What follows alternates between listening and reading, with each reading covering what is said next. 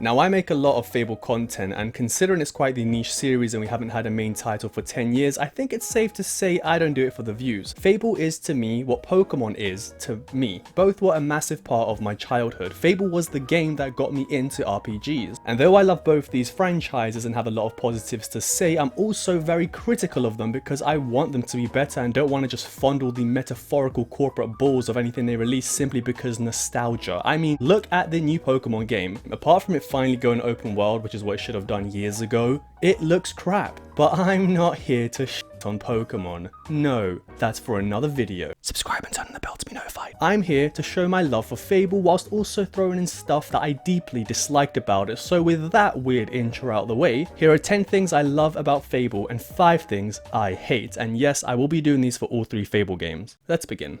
Number 1, I love the magic. Not only did the first game have awesome visual effects when it came to the magic, but it also did a lot more damage and added more every time you upgraded it. So let me give a brief example. There's a spell in the game that allowed you to bring out swords that hover in the air and attack enemies for you. Now, the more you upgraded this, not only did the swords do more damage, but they also get more blades. Berserk is another spell that lets you augment your body so you become this beast-like creature and you go into a rage mode where you take less damage and you dish out even more. And then there are other spells that complement your playstyle. Like for example, if you're somebody who deeply loves playing as a ranger, there is a spell that lets you shoot out extra arrows when you fire your bow. So not only was magic awesome in the sense that it looked cool and it did a ton of damage, but it also complemented your specific playstyle if you chose to go for one. Number 2, I loved Jack of Blades. I think everyone who's ever played a Fable game can admit that Jack of Blades is pretty damn cool. Somehow they managed to write him in the way where he was charismatic and despicable.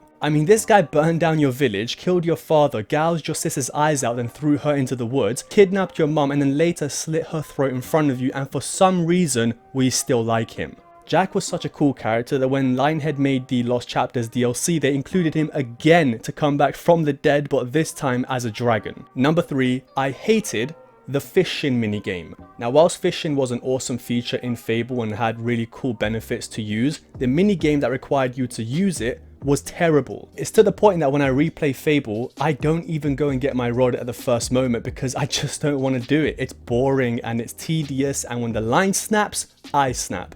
Number 4, I loved the morality system. At the tippity top of reasons why Fable is awesome, I would put the morality system as number 1. This just gave a crap ton of different ways to enjoy the game and made it replayable to an infinite extent, to the point that I even play it now in 2021. It adds a lot of depth and variety in the gameplay. Depending on your morality, not only will villagers react differently to you, but some may even give you a discount on their items or increase the price depending on how they feel about you. There are also some villagers that will be attracted to you if you're evil and then attracted to you if you're good, and vice versa, unattracted to you. Some will praise you and admire you as you walk the streets, and some will literally cower in fear. I thought this feature was phenomenal because not only do people react differently to you and gameplay mechanics can be altered, but your physical appearance also changes, which is just mind-blowing. The morality system is one of those features that revolutionized a certain part of gaming, and it's something that I feel if the new Fable game implements, we can see other games taking it to the next level. I mean, we do have it in games like, for example, Red Dead Redemption 2, but nothing to the extent that the Fable games had it.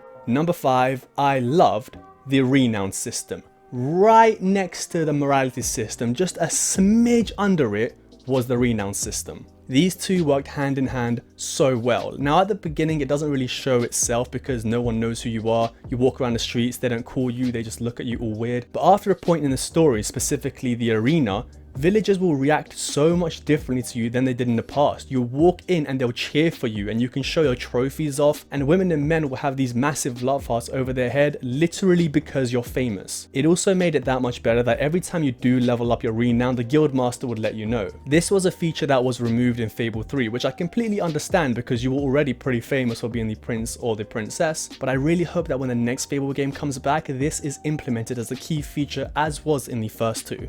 Number 6, I hated that there were too many regions. Now, I'm not saying that I despise the idea of regions. If done correctly, they're absolutely fine and a great alternative to having one fully open world game. However, the first Fable game, and I'll cut it some slack because it did come out in 2004, had so many regions that were so small cramped and pointless at times that it just made it so boring to traverse through the land. There are many points throughout the game when you're exploring that you just think to yourself, these 4 areas could have been condensed into one. A great example would be when you're journeying to Oakvale. You go through like 3 or 4 different areas and it all could have just been cramped into one instead. However, they decided that they'd waste our time with loading screens. But anyway, I'm kind of ranting on now. There was just too many regions. I think if I counted correctly, it was like 30 something or maybe even more, and most of them you never went back to.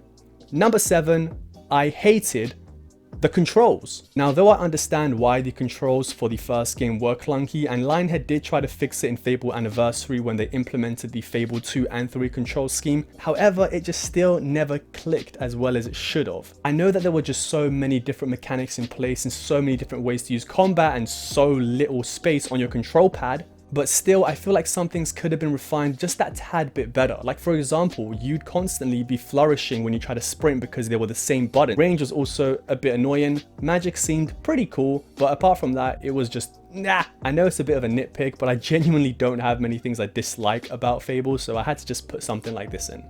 Number 8, I loved the arena. The arena is by far the best mission out of any of the 3 Fable games. It was so good in fact that Fable 2 and 3 replicated it during their story. What else could be more badass than going into arena, saving up your gold, buying some armor, weapons, augmentations, leveling up your skills and entering the place and seeing all these NPCs and villagers cheering you on, throwing money and roses down at you, and then fighting tons of different monsters? Nothing. That's what's better. Nothing. Not only was the arena such a great story moment, but it was just fun in general, to the point that I literally have a save of just before entering the arena so I can repeat it and play that section whenever I want. Hands down, one of the most epic moments in any video game. Number 9, I loved the skill progression. The skill progression system in Fable wasn't just, hey, now you do 5% more damage, it actually mattered. If you don't have some stats high enough, you won't even be able to properly swing heavy weapons. And it's not just things like your damage that increase, it's also draw speed, area of effect, and how fast you can swing your sword. The skill progression system also worked really well in the sense that when you use your sword, you're going to gain melee experience. You use magic, you're going to get magic experience. So the more you use a certain type of playstyle, the more you'll be rewarded for it. And on top of that, you also got general experience that you could use in any skill, so it made it so you didn't have to force yourself to pick a certain combat style so you could level everything up to the max.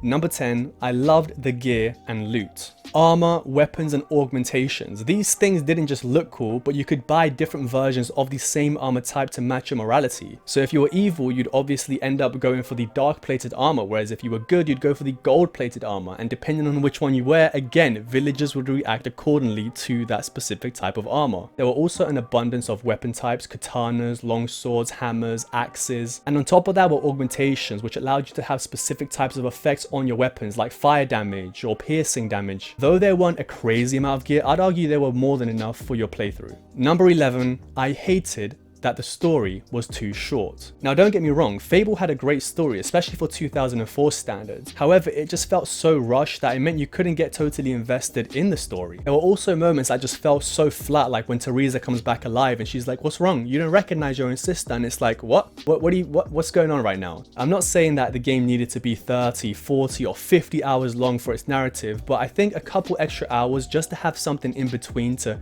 build suspense to the next moment would have been great. None of the Fable games, in my opinion, have any filler in between. Everything matters from when you do mission to mission. I like how they didn't stretch it out just for the sake of increasing overall game time. Assassin's Creed Odyssey. But just in my opinion, maybe another 5 hours would have just hit the sweet spot. Number 12, I loved starting out as a kid. The thing that hooked me when I first played Fable was that I was playing as a child, and I was a child. So just connecting those two dots together, yeah, it seems a bit biased, but I think in general, everyone liked the idea of starting out as a kid. Something I didn't touch on when I spoke about the skill progression was actually age. The more you increase and upgrade your stats, the older your character gets. So you do go off starting from like some 10-year-old or however old you were in Fable 1 to like some 90 or 100-year-old guy. Of course, you never get fully attached to a character because they don't talk, but just going from the child to an adult, then increasing your stats, getting different weapons, making a name for yourself, your morality, getting a wife, house, all that kind of stuff, in the end added to the overall experience of the game. Number 13, I loved the Heroes Guild. The Heroes Guild wasn't just a cool place to go and visit because it looked fun, it was also a place you could practice magic or new skills on a dummy. You can go onto the map table and pick different quests to do, then you can boast about them outside and even upgrade your skills at the skill upgrade point. This made it so that not only was the guild just a good place to go back to, but it was something that you needed to and worthwhile to go back to. Also, the guildmaster was there, and as we all know, he is literally the most fun part about the game. Some of the rumours about the new Fable game was that the guild would be coming back, and after not having it in Fable 2 and 3, I would welcome it back with open arms. Number 14, I loved the side missions, specifically the ones that let you pick your alignment. So connecting to the morality system, one of the biggest reasons why it worked so well was also the side missions. There were a lot where you could pick what route you wanted to go down. So for example, early on you have two quests. One is to help a farmer protect his goods alongside some guards and fight off the bandits, and the other is to attack that farm, kill the guards and steal the goods alongside the bandits. There were many different quests like that, and if those quests didn't necessarily have that alignment at the beginning, you could still choose how to approach it and how the outcome of it would be. An example of that would be Twin Blade. Early on you get to fight the bandit leader, and once you've beat him you get to choose to spare him or to kill him. There were a ton of different options like that in the story, and though they didn't necessarily matter to the overall outcome, they were still very welcome additions throughout because it made it feel like your playthrough and that things could change and it will be different to your friends. Number 15, I hated Whisper. The first impression we get of Whisper is after our father's been murdered, our mother and sister missing and our village burned. And instead of saying, "Hey, how you doing, newcomer?" she tells us to get out of bed and calls us lazy. Throughout the entire game, she is annoying, rude for like no reason, and arrogant, which was so shocking to me because every time we'd get into a conflict with her, we always bested her, but she'd still talk down to us. Her older brother Thunder, I can understand, as he actually fought and cleared the arena, but Whisper has done nothing other than ride her brother's coattails. Yet she still calls us farm boy in every occasion she gets, and has the nerve to beg us to spare her when we fight against her in the arena. Now you could also take this as a positive because they wrote her so well that we hated her, and I get you could do it as a positive as well, but in general I just didn't like this character. Every time I met up with her I was like, ugh, kill me now, skip. But yeah, out of all the negatives, by far the thing I hated most about Fable 1 was Whisper. And there you have it, 10 things that I loved about the first Fable game and 5 things that I didn't like so much. Thanks for watching, bye.